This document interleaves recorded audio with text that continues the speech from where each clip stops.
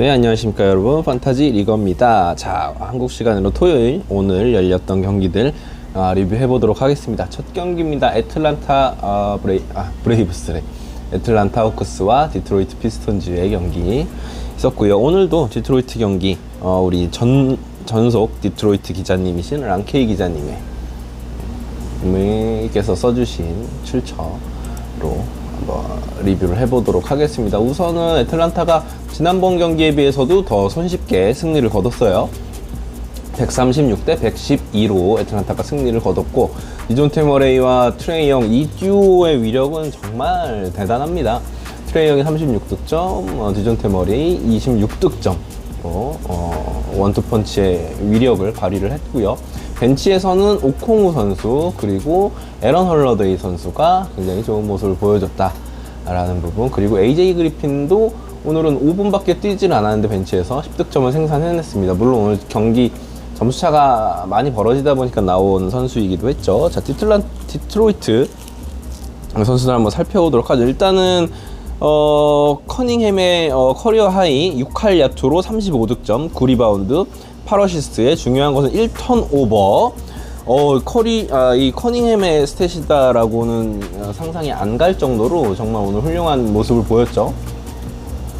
그러나 트레이 영과 디존테 머레이의 백코트 수비가 정말 엄청나다. 그래서 어떤 커닝햄의 이 정도 활약에도 이겨내기가 조금 힘들어 보인다라고 보시면 될 것 같습니다. 그러니까 디존테 머레이가 벤치에 가면 트레이 영이 코트에 있고, 트레이 영이 벤치에 나가면 디존테 머레이는 여지없이 이제 코트에 있기 때문에 이 두 선수가 계속해서 쉬는 구간 없이 계속 코트에 한 명은 나와 있다는 얘기거든요.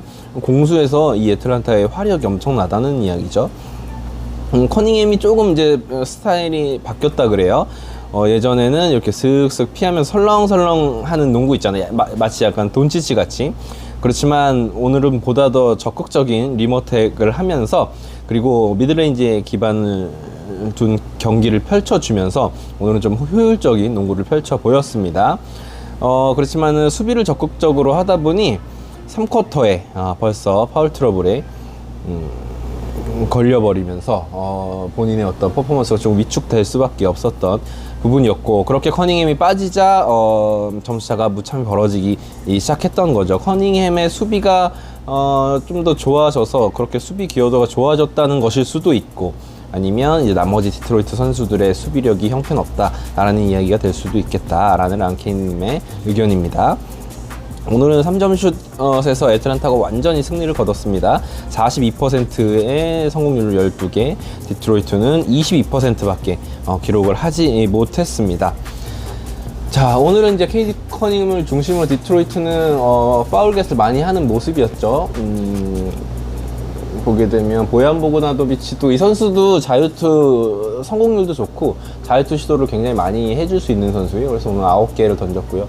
보얀 보그나도비치의 지배력이 디트로이트에서 지금 굉장히 큰데, 문제는 그게 승리로 이어지려면 다른 젊은 선수들이 조금 뒷받침을 해줘야 될 것 같습니다. 벤치에서도 오늘은 별다른 활약을 해주는 선수들이 없었다라는 점이 디트로이트는 아쉬웠습니다. 다음 경기로 가보시도록 하죠. 샬럿 호네츠와 올랜도 매직의 경기. 저는 이 경기 제 기억에는 제가 샬럿의 승리를 예상했던 것 같은데 보기 좋게 빗나갔습니다. 올랜도 매직은 오늘 뭐 다른 선수도 다른 선수지만 이 선수가 폭발했습니다. 바로 울분의 모밤바가 16분 동안 19득점을 기록했고 3점슛 2개 포함해서 말이죠. 그리고 본인이 특유의 그 자랑하는 블록슛 능력도 발휘를 하면서 블락 3개를 기록했습니다. 물론 이제 주전 선수들도 고른 활약을 펼쳐줬죠. 파울로 방키로 이 선수는 신인 같지가 않아요. 정말로 이 스탯 자체를 보면 마치 르브론 제임스의 신인 시절을 보는 것 같은 느낌입니다. 21득점에 12리바운드 7어시스트를 기록했고요. 웬델 카터 주니어도 15득점에 5리바운드 4어시스트로 그 뒤를 받치는 모습이었습니다. 그래서 올랜도가 오늘은 어떤 그런 뎁스를 활용하면서 어렵지 않게 샬럿 호네츠를 꺾었습니다. 샬럿 호네츠는 아무래도 라멜로 볼과 테리 로저가 없기 때문에 공격에서 구심점이 되줄 만한 선수가 거의 없어요. 고든 헤이워드도 예전 같지 않고요. 고든 헤이워드는 오늘 팀 내 최다 득점인 18득점에 기록했지만 팀을 승리로 이끌 수는 없었고요. 켈리 우브레 주니어도 이 선수는 원래 야투 기복이 있는 선수라 오늘은 3점슛 10개를 던져서 2개밖에 성공시키지 못하면서 팀의 패배를 바라보고 있어야만 했습니다. 자, 또 의외의 결과가 나왔던 경기입니다. 클리블랜드 캐벌리어스와 보스턴 셀틱스의 경기, TD 가든 보스턴의 홈에서 열린 경기였는데 이 경기를 클리블랜드가 잡았습니다. 연장까지 갔습니다. 굉장히 재밌었어요. 마지막에 제러드 앨런이 4쿼터 막판에 자유투 2개를 얻어냈으나 하나밖에 성공시키지 못하면서 동점이 됐고, 제이슨 테이텀의 미드레인지 페이더웨이가 빗나가면서 연장에 갔는데 이 어떤 캐리스 루버트의 깜짝 활약, 41득점, 거기에 도노반 미첼까지 41득점, 둘이 합쳐서 82점을 합작하는 이 원투펀치의 화력에 힘입어서 데리우스 갈랜드가 없는 클리블랜드가 대여인 보스턴 셀틱스를 그것도 원정에서 잡아내는 모습이었습니다. 어떤 빅맨들의 활약도 두드러졌죠. 에반 모블리도 19득점에 10리바운드, 제러드 앨런도 12득점에 11리바운드를 기록하면서 말이죠. 자, 보스턴 셀틱스는 좀 뼈아픈 패배를 당했어요. 원투펀치인 제이슨 테이텀과 제일런 브라운이 32득점씩을 함께 동반 32득점을 기록을 했지만 나머지 선수들이 오늘은 너무 부족했습니다. 특히 데리 화이트 같은 경우도 야투를 5개밖에 던지지 못했고요. 마커스 마트도 15개 야투 중에 3개밖에 성공시키지 못하면서 오늘은 수비적인 모습에서도 도노반 미첼이나 어떤 캐리스 루버트를 제어해내지 못하는 모습이었습니다. 이렇게 되면서 사실 이제 끈적끈적한 그 보스턴의 농구로 계속해서 접전을 이어갔지만 연장전에서는 좀 그런 역부족인 모습, 특히 루버트와 미첼이 이렇게 터지는 날에는 그 어느 팀도 사실 잡아내기 힘들죠. 클리블랜드는 지금 갈란드가 없는 상황이지만 이렇게 꾸준한 승리를 펼치면서 강호다운 모습을 보여주고 있습니다. 다음 경기입니다. 필라델피아 세븐티식서스와 토론토 랩터즈의 경기, 리턴 매치였죠. 토론토에서 열린 경기였고 이 경기는 필라델피아가 승리를 했습니다. 그런데 경기 전에 조엘 엠비드가 경기에서 빠졌어요. 큰 부상이 있는 건 전혀 아닌 것 같고, 엠비드도 항상 건강 이슈가 있는 선수이기 때문에 백투백 첫 번째 경기이기 때문에 이렇게 원정에서 빼주는 모습이었고요. 하지만 타이리스 맥시가 미친 슛감을 보여줬습니다. 3점슛을 무려 9개를 꽂아 넣으면서 44득점 퍼포먼스를 보여줬습니다. 오늘은 제임스 하든도 그냥 타이리스 맥시 하는 거 보고만 있으면 될 정도였어요.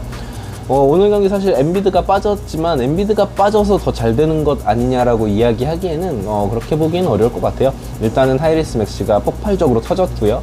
그리고 토론토 랩터즈가 지난 경기에서 보여준 미친 3점 슛감이 오늘은 전혀 재현이 되지 않는 모습이었기 때문에 오늘은 토론토가 잡기 힘든 경기였다라고 보시면 될 것 같습니다. 이러면서 필라델피아는 시즌 2승째를 엠비드가 없는 가운데 어렵게 거두게 됐고 내일 또 백투백 경기를 앞두게 되었습니다. 다음 경기입니다. 인디애나 페이서스와 워싱턴 위저즈의 경기. 저는 이 경기도 틀렸네요.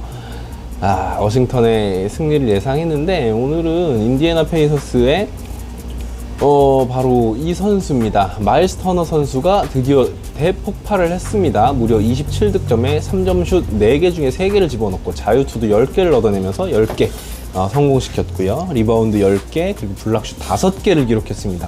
정말 괴물 같은 스탯을 보여줬고요. 물론 항상 이런 공격력을 보여줄 수 있는 선수는 아니지만 본인의 몸 상태가 어느 정도 돌아왔다는 것을 알렸고요. 버디 힐드도 3점슛 5방을 곁들이면서 25득점이었습니다. 할리버튼은 역시나 오늘도 꾸준했고요. 정말 할리버튼의 이 아름다운 스탯라인, 25득점에 12어시스트인데 10개 이상의 어시스트를 올 시즌 계속해서 꾸준히 보여주고 있습니다. 나머지 선수들이죠. 제일런 스미스라든지 에런 네이스미스도 굉장히 좋은 모습을 보여줬습니다. 그리고 주전들이 이렇게 활약한 가운데 베네딕트 메서리는 평소보다는 조금 적은 출전 시간을 보여줬다는 점. 하지만 이렇게 터너가 공격에서 좋은 모습을 보여준다면 인디애나 페이서스의 걱정도 조금 덜어질 수 있겠죠. 워싱턴 위저즈는 오늘 전반적으로 브래들리 빌과 포르징기스가 31득점과 22득점으로 각각 좋은 활약을 보였지만 벤치에서 나온 선수들이 좀 제 몫을 하지 못한 모습이었어요. 루이스 하치무라도 25분을 뛰면서 7개의 야투밖에 보여주지 못했고, 카일 쿠즈마도 18득점을 기록했지만 야투 성공률이 조금 좋지 않았습니다. 36.8%의 그치면서 말이죠. 윌 바튼 선수도 벤치에서 그렇게 좋은 생산성을 보여주지 못했고, 그리고 특히나 오늘 마일스 터너를 막을 수 없었기 때문에 워싱턴 위저즈 입장에서는 어쩔 수가 없었다라는 부분이었습니다.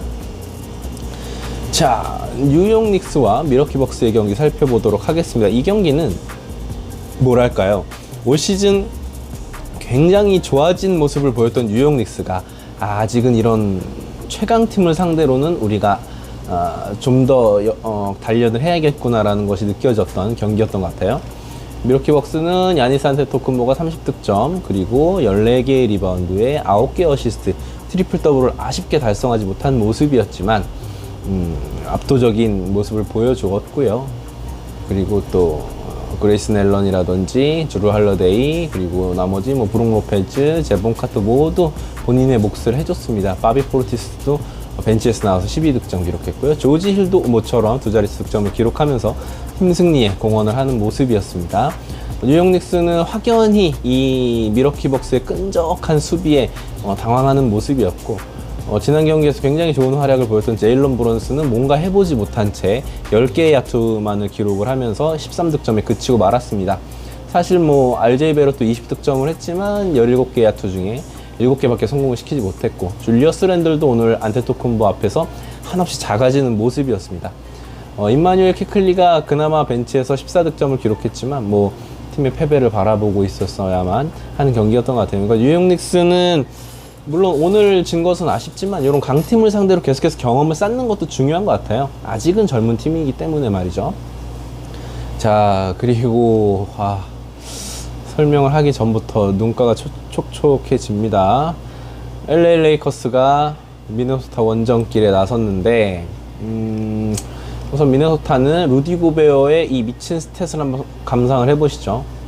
22득점에 21리바운드, 블락슛 2개, 20-20을 기록했습니다.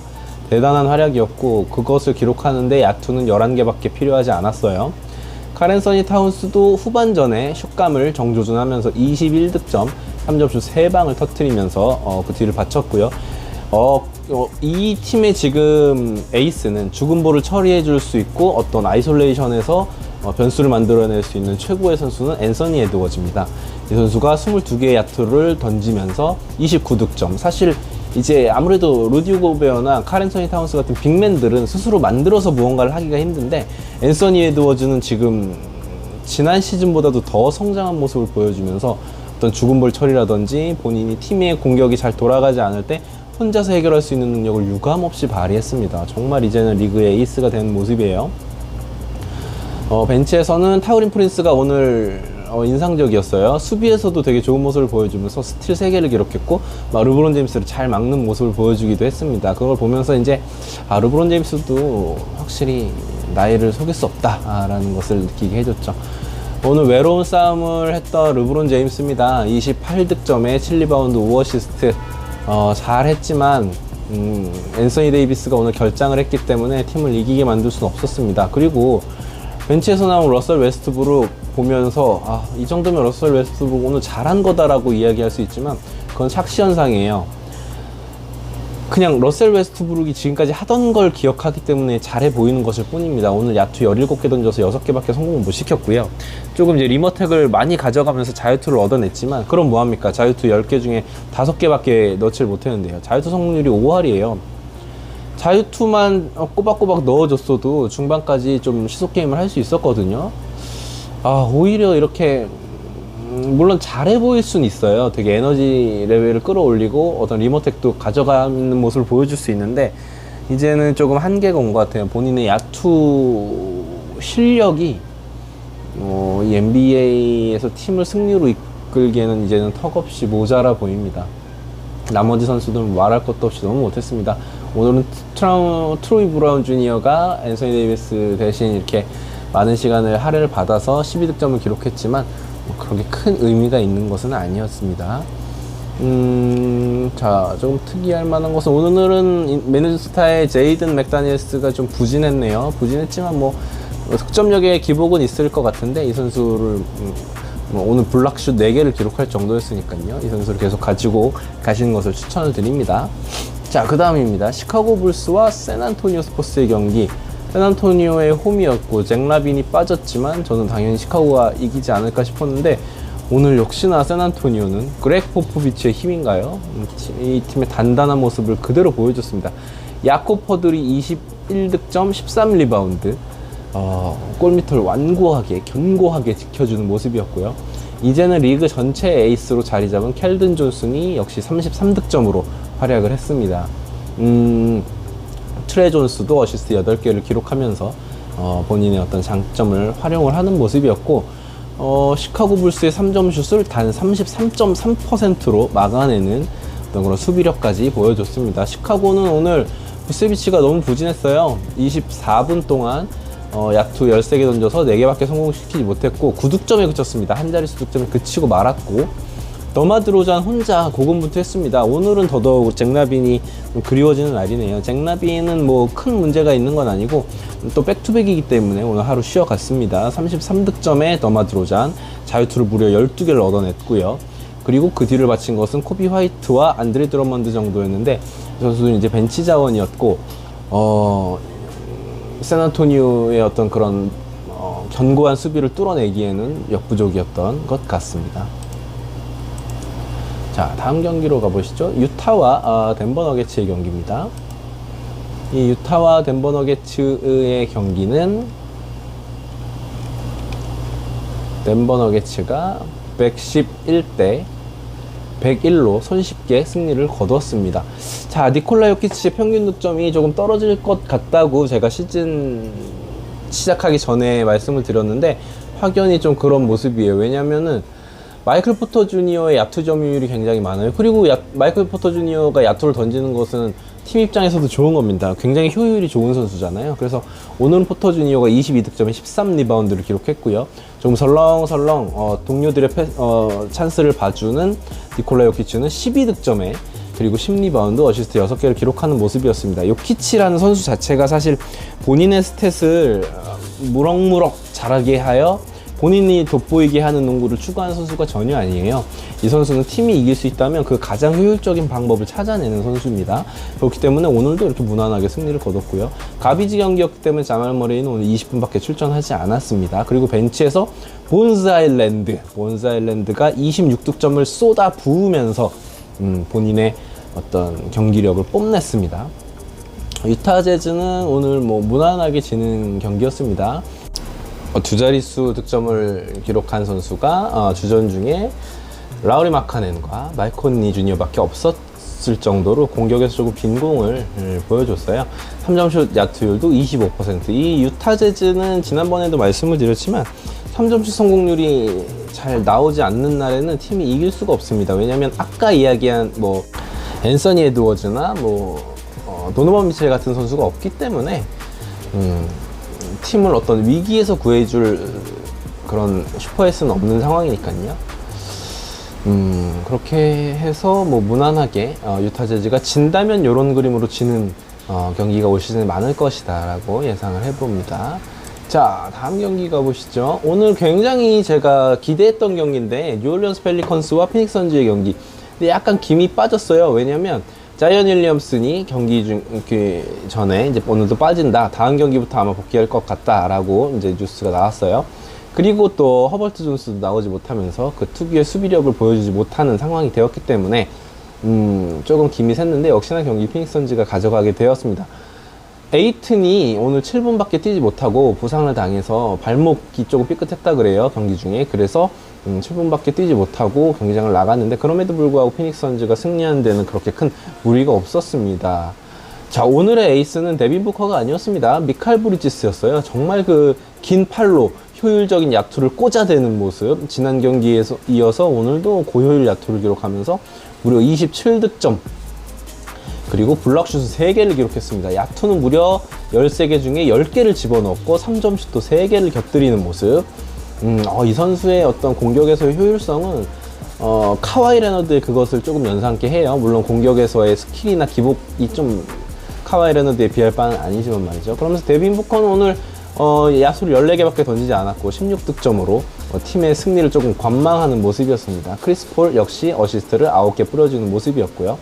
벤치 생산력이 오늘 굉장히 좋았던 피닉스 선즈예요. 카메론 페인 16득점, 란달 선수죠. 지난번 경기에서도 활약했던, 오늘도 활약이 좋았어요. 18득점. 그리고 데미안 리, 워리어스에서 온 선수죠. 스테픈 커리의 매제죠. 20득점을 기록을 하면서 벤치 생산력을 끌어올렸습니다. 반면에 뉴올리언스 펠리컨스는 아무래도 자이언 윌리엄슨과 잉그램이 없기 때문에 공격에서 몇 경기를 계속해서 끌어가기는 조금 힘든 상황이에요. 오늘 거기다가 CJ 맥칼럼의 야투가 좋지가 않았습니다. 19개 중에 6개밖에 넣지를 못했고요. 발렌슈나스가 골밑을 든든히 지켜주면서 25득점에 10리바운드를 했지만 다른 선수들의 활약이 미비했습니다. 오늘은 트레이 머피 3세죠. 트레이 머피 3세의 활약도 미비했습니다.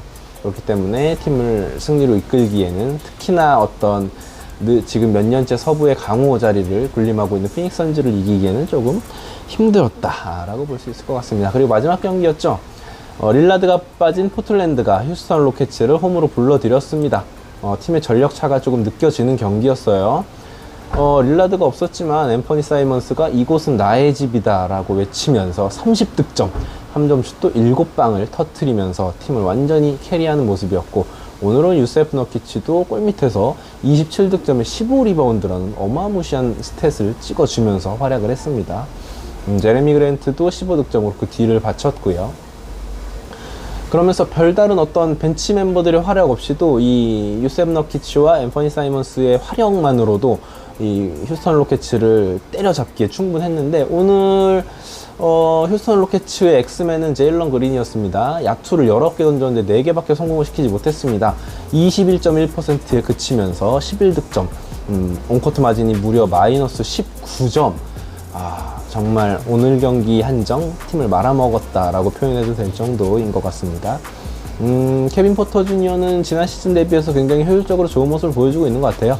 16득점에 6리바운드 4어시스트, 혼자 조금 고군분투하는 모습이었고, 에릭 고든도 베테랑의 품격을 보여주면서 18득점을 기록했지만 팀의 승리를 지켜낼 수는 없었습니다. 전력차가 있는 경기였고요. 또 포틀랜드 홈 경기이다 보니까 무난하게 경기가 흘러가는 모습이었습니다. 자, 내일도 경기가 제법 많이 준비가 되어 있는데요. 내일 마이애미 히트와 세크라멘토 킹스의 경기, 과연 세크라멘토가 언제 이길 것이냐, 고집을 펴보겠습니다. 내일은 세크라멘토가 드디어 이길 것이다. 네, 지금 이제 키건 머레이를 주전으로 올렸는데 세크라멘토가 충분히 피로에 지금 서부 원정을 다니고 있는 마이애미가 조금 지친 틈을 타서 승리를 거둘 것이다 라고 무모한 예측해 보도록 하고요. 자, 골든 스테이트 워리어스가 샬럿 호네츠 원정에 떠납니다. 테리 로지어가 내일 나올지는 아직 미지수예요. 그리고 워리어스는 지금 내일과 모레 백투백 경기이기 때문에 아마 그 경기에서 주전들을 조금 쉬게 해줄 공산이 크다고 보거든요. 그렇다고 보면 내일 경기가 의외로 접전으로 갈 수도 있겠다라는 생각이 드는데, 그래도 내일 골든 스테이트 워리어스가 승리를 거둘 것이다 라고 예상을 해보도록 하겠습니다. 인디애나 페이서스와 브루클린 네츠의 경기입니다. 브루클린의 홈에서 펼쳐지는 경기인데, 오늘 이제 인디애나는 경기를 했고 백투백 경기를 갔는데, 내일 이제 브루클린 네츠가 내일은 그래도 인디애나를 상대로 승리를 거두지 않을까, 그렇지만 쉽게 승리를 거둘 것이다 라는 장담은 하지 못할 것 같습니다. 그리고 내일 또 빅매치가 준비되어 있습니다. 필라델피아 세븐티식서스와 시카고 불스의 경기. 저는 이 경기 엠비드가 시카고 불스의 골밑을 마구마구 털어 제끼면서 필라델피아가 승리하지 않을까라고 조심스레 예상을 해봅니다. 그래서 필라델피아의 시즌 첫 연승을 한번 예상해 보도록 하겠습니다. 또 하나의 빅매치가 있습니다. 애틀란타 호크스와 미러키 벅스의 대결. 이 경기 너무 기대돼요. 지금 애틀란타는 올 시즌에 느낌이 좋고, 미러키는 근데 문제는 이제 오늘 경기를 했고 내일 백투백 경기라서 과연 이 안테토쿤보나 드루 할러데이에게 휴식을 줄 것인지, 저는 브룩 로페즈는 거의 무조건 쉴 것이다 라고 감히 예상을 해보는데, 그렇게 됐을 때 저는 애틀란타가 충분히 해볼 수 있는 경기고, 어떤 발 빠른 이런 트레이 형과 디존테 머레이의 백코트 진이 미러키 벅스를 좀 괴롭힐 수 있을 것이다. 그래서 내일은 애틀란타가 미러키 원정에서 시즌 첫 미러키의 패배를 안길 것이다 라고 요것 또한 좀 무모한 예측해 보도록 하겠습니다. 계속 틀리다 보니까 그냥 막 가는 거예요. 자, 다음 경기입니다. 오클라호마 시티와 댈러스 매버릭스의 경기입니다. 루카 돈치치와 샤이 길저스 알렉산더의 대결이 굉장히 재밌겠네요. 지금 댈러스 매버릭스도 내일 경기 그리고 모레 경기 백투백이라 루카 돈치치 같은 선수들이 좀 쉴 수는 있어요. 지난번에 발목을 약간 조금 삐끗한 모습이 있었기 때문에 시즌 초반이라 그렇게 무리하진 않을 것 같은데, 그렇다 하더라도 댈러스 매버릭스가 오클라호마 시티 선더는 조금 가볍게 꺾을 수 있지 않을까라고 예상을 해봅니다. 그리고 마지막 경기입니다. 멤피스 그리즐리스와 유타 재즈의 경기입니다. 자, 가장 핫한 팀 중에 하나인 멤피스가 유타 원정을, 솔트레이크 시티 원정을 떠납니다.